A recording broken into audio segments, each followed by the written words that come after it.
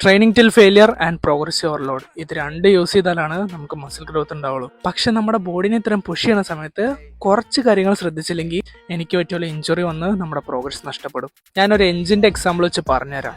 ഒരു engine start ചെയ്തതിനു ശേഷം അത് വാംഡ് അപ്പ് ആവാൻ വേണ്ടി വെയിറ്റ് ചെയ്യണം, അല്ലെങ്കിൽ എഞ്ചിന് പ്രോബ്ലംസ് ഉണ്ടാവും. അതുപോലെ തന്നെ വർക്കൗട്ട്സിന് മുമ്പ് പ്രോപ്പർ വാം അപ്പ് ചെയ്ത് ഇഞ്ചുറീസ് അവോയ്ഡ് ചെയ്യാം. ഫ്യൂവൽ ഇല്ലാണ്ട് എഞ്ചിൻ ഓടില്ല. അതുപോലെ തന്നെ നമ്മുടെ ഡയറ്റ് പ്രോപ്പർ അല്ലെങ്കിൽ ഇഞ്ചുറീസിനുള്ള ചാൻസസ് കൂടും. ഒരു എഞ്ചിൻ മാക്സിമം പുഷ് ചെയ്യുമ്പോൾ അതിനാവശ്യമുള്ള മെയിൻ്റെനൻസ് കൊടുക്കണം, അല്ലെങ്കിൽ എഞ്ചിന് വെയർ ആൻഡ് ടയേഴ്സ് ഉണ്ടാവും. അതുപോലെ തന്നെ ഫെയിലിയർ വരെ ട്രെയിൻ ചെയ്യുമ്പോൾ നമ്മുടെ ബോഡിക്ക് ആവശ്യമുള്ള റെസ്റ്റും നമ്മുടെ ജോയിൻസിന് ആവശ്യമുള്ള കെയറും കൊടുക്കണം. 7 to 8 hours ഉറങ്ങാം. Vitamin D, vitamin C, omega 3 ഇത് 3 റിച്ച് ആയിട്ടുള്ള ഫുഡ് കഴിക്കാൻ ശ്രമിക്കുക. ഇനി ഒമേഗ 3 സപ്ലിമെന്റ് ചെയ്യാൻ താല്പര്യം ഉണ്ടെങ്കിൽ ഒരു മിനിറ്റ് UV ഫിറ്റിന്റെ ഫിഷ് ഓയിൽ യൂസ് ചെയ്യാം. ഇത് നമ്മുടെ ജോയിൻസിനും റിക്കവറിക്കും നല്ലതാണ്. എൻ്റെ പ്രൊഫൈലിൽ ലിങ്ക് ഉണ്ട്. എക്സ്ട്രാ ഡിസ്കൗണ്ട്സിന് വേണ്ടി എൻ്റെ കോഡ് യൂസ് ചെയ്തോ. അങ്ങനെ ഈ 3 കാര്യങ്ങൾ യൂസ് ചെയ്ത് നിങ്ങളുടെ പ്രോഗ്രസ്സിനെ സേഫ് ആയിട്ട് വെക്കുക.